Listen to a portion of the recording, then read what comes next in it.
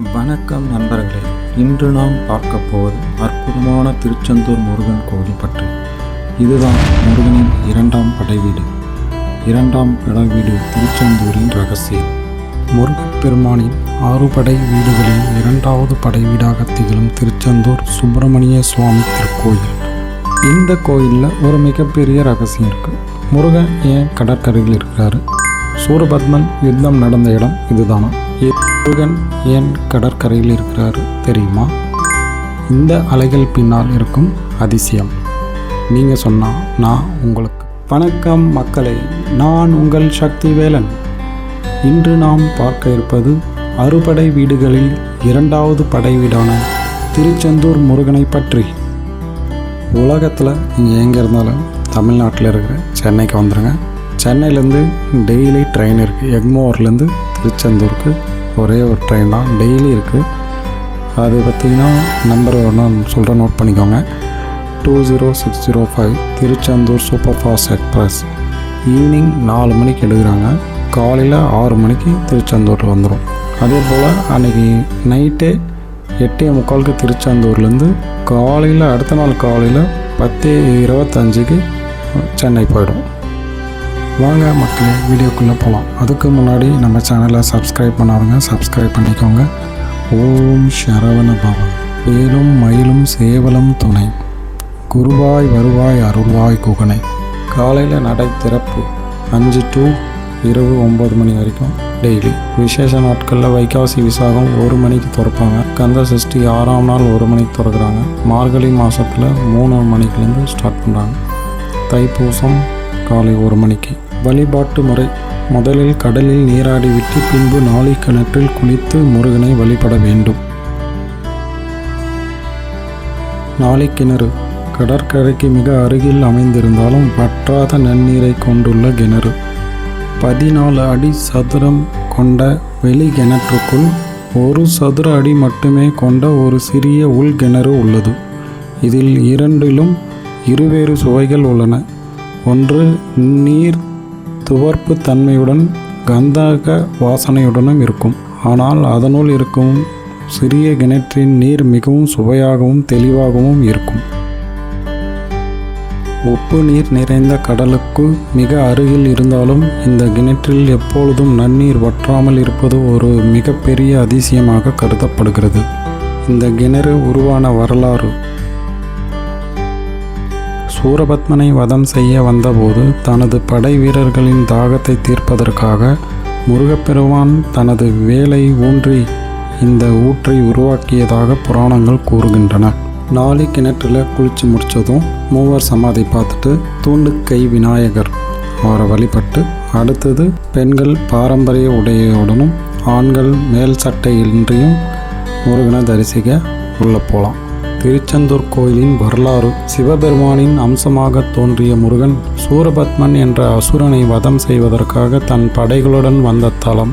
கடலோர பகுதியில் நடந்த போரில் சூரபத்மன் முருகப்பெருமானின் வேலாயுதத்தால் வதம் செய்தார். பின்பு அவரை சேவலாகவும் மயிலாகவும் மாற்றி தன்னுடன் வைத்து கொண்டார். சூரனை வென்ற இடம் என்பதால் ஜெயந்திபுரம் என்று அழைக்கப்பட்டு பின்னர் திருச்செந்தூர் என மருவியது. இங்கு முருகன் செந்தில்நாதன் என்ற பெயரில் இங்கே அருள் பாலிக்கிறார். முருகப்பெருமானை தரிசிக்க வேண்டும் என்பதற்காக குரு பகவான் தரம் செய்த தலம் இது. அதனால் இது குரு தலம் என்று கருதப்படுகிறது. இந்த கோயில் விஸ்வகர்மாவால் கட்டப்பட்டதாக புராணங்கள் கூறுகின்றன. முக்கிய விழாக்கள்: கந்த சஷ்டி, வைகாசி விசாகம், மாசி மகம். கந்த சஷ்டி விழா 12 நாட்கள் மிகச் சிறப்பாக கொண்டாடப்படுகிறது. இத்தலத்தில் முருகப்பெருமான் வள்ளி மற்றும் தெய்வ யானையுடன் காட்சியளிக்கிறார். அதுக்கு அடுத்ததா ஜெயந்திநாதர் உற்சவர். அதுக்கு அடுத்ததா சண்முகர் சன்னதி தெற்கு நோக்கி இருக்கும், பார்த்துருங்க. அப்படியே நீங்கள் வெளியே வந்தீங்கன்னா பெருமாள் இருக்கிறாரு. அப்புறம் வள்ளி குகையை பார்த்துருங்க. இந்த குகை முருகப்பெருமானின் துணைவியரான வள்ளி தேவியுடன் தொடர்புடைய மிக முக்கியமான ஆன்மீக தலமாக கருதப்படுகிறது. திருச்செந்தூர் கோயிலுக்கு வடக்கே கடற்கரை ஒட்டிய மணல் குன்றுகளுக்கு அடியில் இந்த குகை அமைந்துள்ளது. முருகப்பெருமான் வள்ளியை மனம் முடிப்பதற்காக வேடன் வடிவில் வந்து தங்கியிருந்த இடமாகவும், குகையின் உள்ளே நுழைந்ததும் வள்ளி தேவியின் சிலையை காணலாம். குகையின் சுவர்களில் முருகனின் திருவிளையாடல்கள் மற்றும் வள்ளி திருமண காட்சி ஓவியங்களாக தீட்டப்பட்டுள்ளன. பக்தர்கள் குறுகலான பாதையில் சென்று வள்ளியை தரிசிப்பது ஒரு தனித்துவமான அனுபவமாக இருக்கும். குகையினுள் இருக்கும் குளிர்ச்சியான சூழல் பக்தர்களுக்கு மன அமைதியை தரும். அடுத்ததாக திருச்செந்தூரின் ரகசியம். முருகப்பெருமான் சூரபத்மனை வதம் செய்து பாவம் நீங்க கடற்கரையில் 5 லிங்கங்களை பிரதிஷ்டை செய்து சிவ பூஜை செய்ததாக கருதப்படுகிறது. இது எங்கே இருக்குன்னு பார்த்தீங்கன்னா, மூலவர் கருவறைக்கு பின்புறம் ஒரு சிறிய மற்றும் குறுகிய அறையில் இந்த 5 லிங்கங்கள் காட்சியளிக்கின்றன.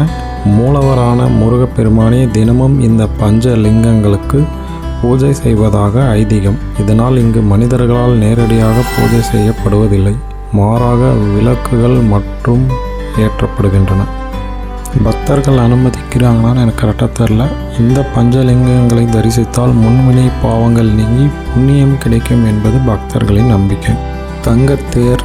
திருச்செந்தூர் கோயிலில் தங்கத்தேர் உலா மிகவும் பிரசித்தி பெற்ற ஒன்றாகும் மற்றும் வேண்டுதல்களை நிறைவேற்றும் ஒரு ஆன்மீக நிகழ்வாகும். இங்கு தினமும் மாலை 5:30 மணிக்கு கோயில் பிரகாரத்தில் தங்கத்தேர் உலா நடைபெறும். இதற்கான கட்டணம் 2500 செலுத்த வேண்டும். ஒரு டிக்கெட்டிற்கு 4 பேர் அனுமதிக்கப்படுவார்கள். அடுத்ததாக அன்னதானம். அன்னதானத்துக்குள்ளே 3 வேளையும் சாப்பாடு போடுறாங்க. சாப்பாடு மிகவும் அருமையாக இருக்கும். யாராக இருந்தாலும் மிஸ் பண்ணிடாதீங்க, சாப்பிட்டு வாங்க. இப்போ நீங்கள் பார்த்துட்ருக்கிறது தெய்வானை அப்படிங்கிற ஒரு யானை, கோயில் யானை. அதுதான் நீங்கள் இப்போ பார்த்துட்ருக்கீங்க. எனவே மக்களே, நம்ம வீடியோவோட கடைசி பகுதிக்கு வந்தாச்சு. இங்கே பெரிய விசேஷமாக பார்க்கப்படுகிற சூரசம்ஹார நிகழ்ச்சி தான் பெரிய விசேஷம். அதை நேரில் பார்க்க ஆயிரக்கணக்கான மக்கள்கள் வருவாங்க. முடிஞ்சால் அதை நான் உங்களுக்கு அடுத்த வீடியோவில் ஷேர் பண்ணுறேன். இப்படி பல அதிசயங்கள் நிறைந்த திருச்செந்தூர் முருகன் கோயிலுக்கு ஒரு முறை நேரிலே போயிட்டு தரிசனம் பண்ணிவிட்டு வாங்க. கண்டிப்பாக நல்லது நடக்கும். இந்த வீடியோ உங்களுக்கு பிடித்திருந்தால் லைக் பண்ணுங்கள், ஷேர் பண்ணுங்கள், சப்ஸ்கிரைப் பண்ணுங்கள், பெல் ஐக்கானை கிளிக் பண்ணிக்கோங்க. அதை மறக்காதீங்க. முருகன் அருள் எப்பொழுதும் உங்களுடன் இருக்கட்டும். வேல் முருகனுக்கு அரோகரா.